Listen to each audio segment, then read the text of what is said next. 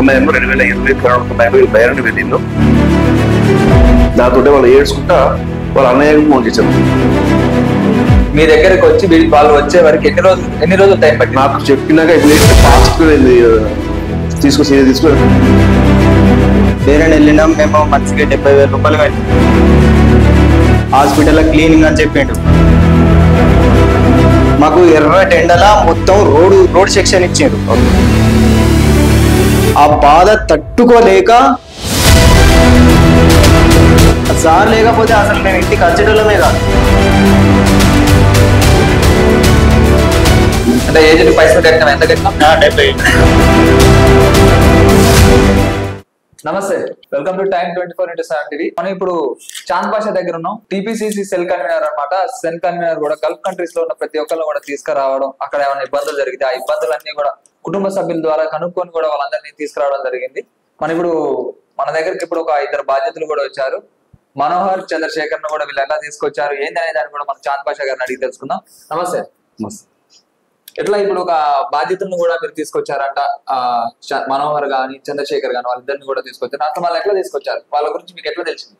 వాస్తవానికి వీళ్ళు కరోనా సమయంలో 2020 కరోనా సమయంలో బైరన్ వెళ్ళిండు. బైరన్ వెళ్ళినాక అక్కడ leading company training clinic section hospital అక్కడ ట్రైనింగ్ అని పంపించింది. ఓకే, 85 లక్షల రూపాయలు తీసుకొని 75 పంపించారు ఏజెంట్, వాళ్ళ ఊరు ఏజెంట్. పంపించినప్పుడు వాళ్ళ పోయినాక హాస్పిటల్ క్లీనింగ్ ఇవ్వాలన్నా రోడ్డు లేబర్ పని, అది ఆస్ఫాల్ట్ అది ఉంటుందట. ఆ కంపెనీ పని వాతావరణం పని కాదు కాబట్టి పనిచేయదు కాబట్టి క్లీనింగ్ పని పెడితే వాళ్ళకు ఇబ్బంది పెట్టింది. 3-4 మంత్స్ బాగా ఇబ్బంది పెట్టింది. సదర్ ఇస్త్రీ ఇవ్వలేదు, భోజనం చక్కగా పైసలు ఇచ్చలేదు, 34 ఇచ్చి చెప్పిందాం. దాంతో వాళ్ళు ఏడ్చుకుంటా వాళ్ళ అన్నయ్యకు ఫోన్ చేశారు. రమేష్ అని కోడి రమేష్ అని వాళ్ళ అన్నయ్య. ఓకే, వాళ్ళ అన్నయ్యకు ఫోన్ చేసి బాగా ఏడ్చుకుంటూ ఫోన్ చేస్తే ఇమీడియట్ వాళ్ళ అన్న నాకు ఫోన్ చేసాడు. గతంలో కూడా వాళ్ళ అన్నయ్యకు 2013లో నేను ఈ సౌదీ అరేబియా తెప్పించినాను. ఆ విధంగా ఆయన మనకు వాలంటీర్ పని చేస్తున్న పరిస్థితి, ఎవరైనా ఇబ్బందులు ఉంటే వాళ్ళ ఏరియాలో చాలా యాక్టివ్ గా మాకు ఆదిలాబాద్ జిల్లాలో ఆయన పని చేస్తుండ్రు. ఓకే, అటు సొంత తమ్ముడే అట్లా అయ్యే వరకు విలేజ్ పక్కన ఇంకో అబ్బాయి శేఖర్ అని, ఇద్దరు వాట్సాప్ లో మొత్తం పంపిస్తే ఇమీడియట్ లో మంచి పిన్ తీసుకొని మళ్ళీ వాట్సాప్ ద్వారా వాళ్ళు వీడియోలు మీకు పంపడం జరిగిందా? అంటే మేము ఇట్లా బాధపడుతున్నాం, మాకు ఇట్లా ఉంది, మా ఇట్లా ఇబ్బంది అవుతుంది అని చెప్పి ఎవరికి పంపించారు ఆ వీడియో? అలా అనేక పంపించింది. నేను ఆ రోజు తెలిస్తే ఇమీడియట్ రప్పించుకున్నా. నేను నా దగ్గర ఉండి నైట్ అంతా మనం మాట్లాడుకుంటూ అబ్బాయితో ఏం జరిగిందో మొత్తం క్లియర్ తీసుకుంటూ వాట్సాప్ ద్వారా నేను అడ్వకేట్ పంపించి ఇన్ఫర్మేషన్ మొత్తం తెప్పించుకొని license travel agency plus sub agent ఎవరుతుందో వాళ్ళ మీద కంప్లైంట్ ఫైల్ చేసి మినిస్టర్ స్లీపర్స్కు వీళ్ళను నడి రోడ్డు వదిలేశారు. అర్ధరాత్రికి బట్టలు బ్యాగ్ బాగా పారేసాడు. దారుణం ఉంటే అప్పటికప్పుడు అబ్బాయి మహేందర్ అని బాగా హుషారు ఉన్నాడు, తెలియగలిపినాడు. అప్పటికి ఫోటోస్ పంపడం, వీడియో పంపడం ఇబ్బంది. అర్ధరాత్రి ఈ రోడ్డు ఎడారి ప్రాంతంలో వదిలేసింది ఇద్దరిని. ధైర్యం చెప్పుకుంటూ రాత్రి కూడా తెల్లందాగా ఫోన్ లో మాట్లాడుకుంటూ వాయిస్ రికార్డ్ మాట్లాడుకుంటూ ధైర్యం ఇచ్చుకుంటూ అప్పటిదప్పుడు అయితే మొత్తం పాస్ చేసి అడ్వకేట్ కు మొత్తం మీద రాత్రి 1 గంటకు మినిస్ట్రీకి నేను మెయిల్ పెట్టడం జరిగింది. ఇదంతా ఎన్ని రోజుల్లో జరిగిపోయింది? అంటే మీకు తెలిసి, అంటే వాళ్ళకి అయినా ఇట్లా ఇబ్బంది అవుతుందని చెప్పిన కాడ నుంచి మీ దగ్గరకు వచ్చి వాళ్ళు వచ్చే వరకు ఎన్ని రోజులు టైం పట్టింది? నాకు చెప్పినాక ఇమీడియట్ ఫాస్ట్ తీసుకుని ఎందుకంటే కోడి రమేష్ అనే వ్యక్తి నా బాధితులతో పాటు ఉన్న వాలంటీర్. ఓకే, ఆయన తమ్మునికి ఆయనకు అయితే ఆయన తమ్మునికి ఇబ్బంది అవుతుంది అంటే అన్న భోజనం లేదు అన్నప్పుడు ఏడ్చుకుంటూ అబ్బాయి ఫోన్ చేస్తే నేను ఇమీడియట్లీ 24 hours మినిస్ట్రీకి మెయిల్ పెట్టినాం. ఓకే, ఏజెంట్ ఎవరుతున్నాడో ఏజెంట్ ఆఫీసు తెప్పించుకొని మొత్తం వాళ్ళ ఇటు డీటెయిల్స్ తెప్పించుకొని ఆ డీటెయిల్స్ తోటి ఇలా పని అయింది అది మొత్తం కంప్లీట్ చేస్తే మినిస్టర్ ఏమంటే స్పందించారా? ఇమీడియట్లీ మన మినిస్టర్కి మెయిల్ పెడితే దానికి ఒక 24 hours లోనే మాకు కేసు ఫైల్ నెంబర్ వస్తుంది.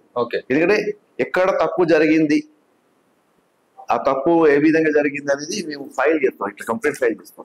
ఓకే, దానికి మినిస్టర్ ఎక్స్టర్నల్ అఫైర్స్ ఇమీడియట్లీగా ఈ విధంగా ఆన్సర్ ఇస్తుంది. ఓకే, 20 సంవత్సరాలుగా మనకు ఇదే పని వస్తుంది. ఇది మీద మినిస్టర్ ఎక్స్టర్నల్ అఫైర్స్ చాలా minister of external affairs act లా ఈ చట్ట బాగా బలం ఉంది కాబట్టి వీళ్ళను రిస్క్ చేసింది. అంటే ఏ సంవత్సరం జరిగింది అంతా? 2020 వీళ్ళు వచ్చాక అరగంట ఒక లాక్డౌన్ అయిపోయింది. ఓకే, అంటే ఒకవేళ లాక్డౌన్ పడి ఉంటే మాత్రం వాళ్ళు అక్కడే ఉండాల్సింది. సంవత్సరం వరకు మనకు నో ఛాన్స్ ఉంటే అసలు వాళ్ళు బతుకు ప్లాన్. ఓకే, అక్కడికి వీళ్ళు వచ్చింది, వీళ్ళ ఫ్లైట్ లేచింది నైట్ 24 hours లాక్డౌన్. వీళ్ళు విజయవాడలో మన జగన్ ప్రభుత్వంలో వాళ్ళకు 15 రోజులు అక్కడ వాళ్ళకు సెంటర్ ఇచ్చిండు. ఓకే. అక్కడ మంచి భోజనం అక్కడ పెడితే అలా ఫోటోస్ లో వస్తే మొత్తం చేరుకున్నారు. అక్కడ 12 రోజులు ఉన్నాక మళ్ళీ ఆ నుంచి కరీంనగర్కి వస్తే కరీంనగర్ నేను మళ్ళీ అదే నైట్ వెళ్ళి అని ఒక కరీంనగర్ తీసుకుని వాళ్ళ ఊరికి నేను పోయి ఇటుకలా పైకి వచ్చిన. ఓకే. వీళ్ళిద్దరు అయితే అప్పుడు మనం చేసిన కంప్లైంట్ ఏంటంటే ఇది ఫోర్జరీ ఏజెంట్ ఓపెన్ చేస్తే ఓపెన్ ఒప్పడం ఒక చేస్తే అదొక తప్పు. అయితే ఇందులో వీళ్ళు పోయినాక minister first papers ECR passport వీళ్ళది. ఈసీఎన్ఆర్ ఈసీఆర్ పాస్పోర్ట్ కు ఇమిగ్రేషన్ ఒకటి ఉంటది, ఇది ఇన్సూరెన్స్ పాలసీ ఉంటది. అది 10 లక్షల రూపాయలు వీళ్ళకి ఒక ప్రమాదవశాత్తు కాదైనా దెబ్బ తాకినా చనిపోయినా ఇండియాలో 10 lakhs పాలసీ వస్తుంది. అది మధ్యవర్తి కోడ్ స్టాండింగ్ కమిటీ ఉన్నప్పుడు ఆ పాలసీ అమలు చేయించింది. ఆ పాలసీలో కూడా వీళ్ళు తప్పు చేసిండ్రు. ఒకటి అట్లా ఓపెన్ చెప్పి ఓపెన్ పంపడం, రెండోది నామినీ అనేది వాళ్ళు ఓపెన్ పెట్టుకున్నారు.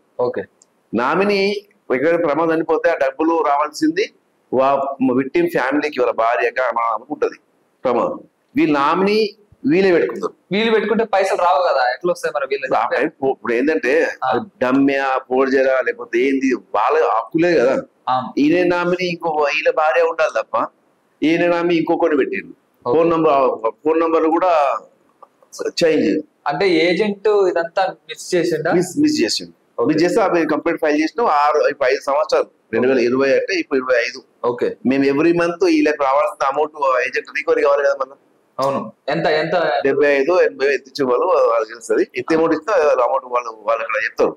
ఆ రికవరీ కొరకు నేను మళ్ళీ కంప్లైంట్ చేస్తాను పోలీస్ డిపార్ట్మెంట్ కి.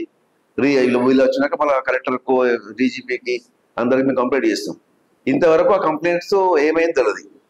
వాళ్ళ డబ్బులు లేవు, వాళ్ళకి ఎంక్వైరీ లేదు. అప్పుడు ఇమీడియట్ మినిస్ట్రీలో వీళ్ళ కేసు ఫైల్ పెండింగ్ ఉంటుంది. ఎప్పుడైతే లైసెన్స్ రిన్యూవల్ టైం వస్తుందో వాళ్ళకు అప్పుడు కేసు పెండింగ్ ఉంది, ఆ ప్రాబ్లమ్స్ రమ్మని వాళ్ళు పంపుతాం.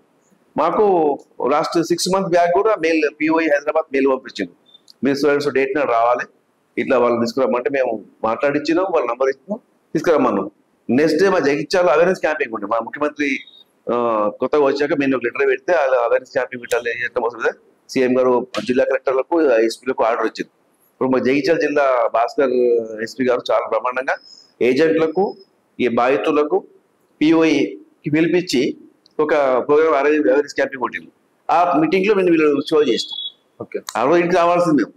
కాకపోతే మీరు నెక్స్ట్ టైం చెప్తామంటే ఆ టైంలో 6 months దాటిపోయింది.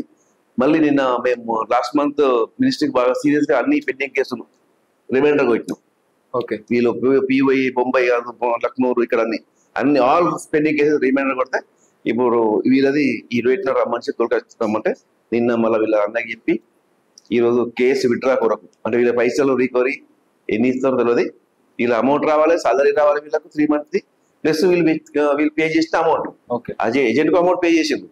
ప్రాబ్లమ్స్ అయితే వీళ్ళకి ఉంది కదా, వీళ్ళు ప్రాబ్లమ్ ఫేస్ చేసింది కదా. అవును, వీళ్ళు డబ్బులు పైన వీళ్ళు సాగుబతులో వచ్చిండ్రు కంపెనీ అన్ని మిస్టేక్స్. పిఓఐ దగ్గరికి వెళ్తే ఆ పిఓఐ ఏం న్యాయం చేస్తాడు అనేది మనం పిఓఐ చెప్పినట్టుగా మేము వీళ్ళు వినాలి, మేము వినాలి. మినిస్టర్ స్లీపర్స్ జడ్జిమెంట్ చేస్తుంది. దాని కొరకు మేము వీళ్ళు తీసుకొచ్చాం. వచ్చి 5 ఏళ్ళు గడిచిపోయింది.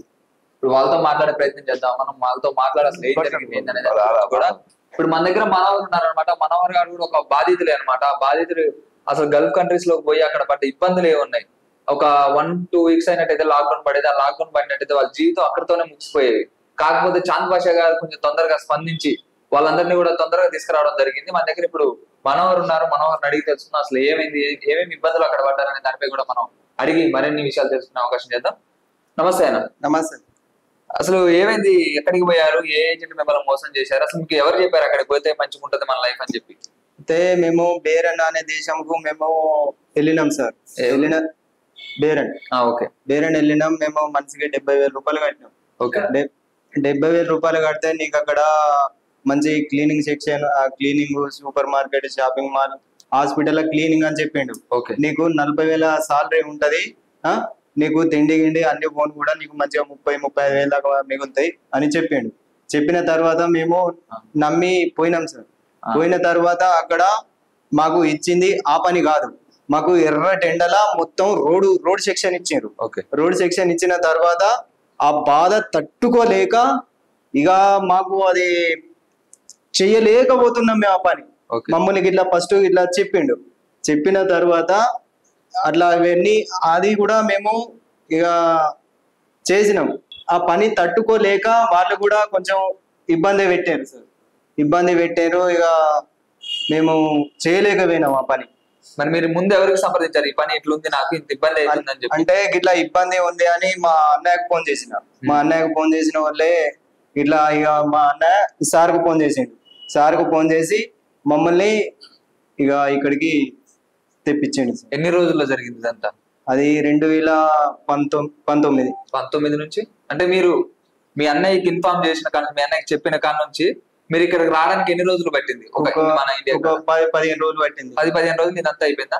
అయిపోయింది. అంటే ఇప్పుడు మీరు బైరన్ పోదాం అనుకున్నారు కదా, బైరన్ పోవడానికి ఒక ఏజెంట్ ఉన్నాడు, ఆ ఏజెంట్ దగ్గరికి పొమ్మని చెప్పింది ఎవరు? ఆ ఏజెంట్ ఎవరు అసలు? మేమే. అది మీకు ఎట్లా తెలిసింది ఆ ఏజెంట్? అంటే ఇక ఊర్లోనే కదా, ఆ ఊర్లోనే కాబట్టి ఇక మాకు తెలిసింది. ఆయన వచ్చిండు, ఇట్లా నేను పంపిస్తా అని ఆయన వచ్చిండు. వచ్చిన తర్వాత ఇక మేము ఇక సరే అని మేము నమ్మి ఆయన దగ్గరికి పోయిన తర్వాత ఇట్లా మమ్మల్ని ఇట్లా మోసం చేసిండు. మీకు ఎట్లా అనిపిస్తుంది ఇప్పుడు వచ్చిన కాడ నుంచి? మీకు చాంద్ పాషా గారు మీకు మంచి హెల్ప్ చేశారు చాలా. సార్ లేకపోతే అసలు మేము ఇంటికి వచ్చేటోళ్ళమే కాదు. అంత ఘోరంగా ఇమీడియట్ గా మాకు మేము తొందరగా వచ్చినాం. సారు మమ్మల్ని తీసుకొచ్చింది. ఫ్యామిలీ మొత్తం హ్యాపీగా ఉన్నారు ఇప్పుడు? మీకు ఎంతవరకు డబ్బులు రావాలి ఇంకా? మేము మనిషికి 70,000 రూపాయలు కట్టినాం సార్. 70,000 రూపాయలు కట్టినాం. మాకు 3 నెలల సాలరీ కూడా మాకు ఇవ్వాలి. వస్తాయని మీకు నమ్మకం ఉందా? అత్తేనంటే మరి మాకు కూడా రావాలి కదా సార్. ఇప్పుడు మాకు కూడా అత్తనే కదా, మంచిగా ఉంటది. ఇప్పుడు మేము గన్ని పైసలు కడితే మీ చేసిన జీతం రాకపోయా, ఇవన్నీ మాకు ఎంతో అంతో మాకు రాకపోతే మేము ఎట్లా ఆసరా అవుతుంది మీకు? అదే సార్, మేము ఎన్నో బతకగలుగుతాం అనుకొని మేము దేశం ఎన్నో అప్పు చేసి మేము పోయిన తర్వాత గంత ఖర్చు అయ్యా. ఇప్పుడు ఎటు కాకుండా అయిపోయిన తర్వాత మాకు ఎంతో అంత రాకపోతే మేము ఎట్లా బతకగలుగుతాం సార్? ఓకే.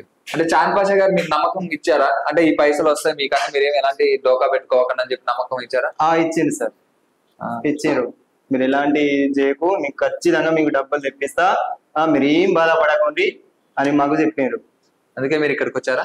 అందుకే మేము ఇక్కడికి వచ్చాం. మన గారు ఇంకొక బాధ్యతలు ఉన్నారు, చంద్రశేఖర్ ఉన్నారు. చంద్రశేఖర్ కూడా అడిగి తెలుసుకున్నా అక్కడ ఏ ఇబ్బందులు పడ్డారు, ఎలాంటి ఇబ్బందులకు గురయ్యారు అంటే ప్రతి ఒక్క దాని గురించి కూడా మనం అడిగి తెలుసుకునే ప్రయత్నం చేద్దాం. నమస్తే. అసలు ఏమైంది, ఎందుకు అక్కడ ఏమేమి ఇబ్బందులు పడ్డారు, ఎందుకు మీరు ఇక్కడ మళ్ళీ ఇండియాకి రావాల్సి వచ్చింది? బేరన్ పోయినా సార్, ఏజెంట్ మోసం చేశాను. అంటే ఏజెంట్ పైసలు కట్టినా? ఎంత కట్టినా? 70,000. షేర్ చేయండి, లైక్ చేయండి, సబ్స్క్రైబ్ చేయండి. మరిన్ని వీడియోల కోసం బెల్ సింబల్ పై క్లిక్ చేయండి.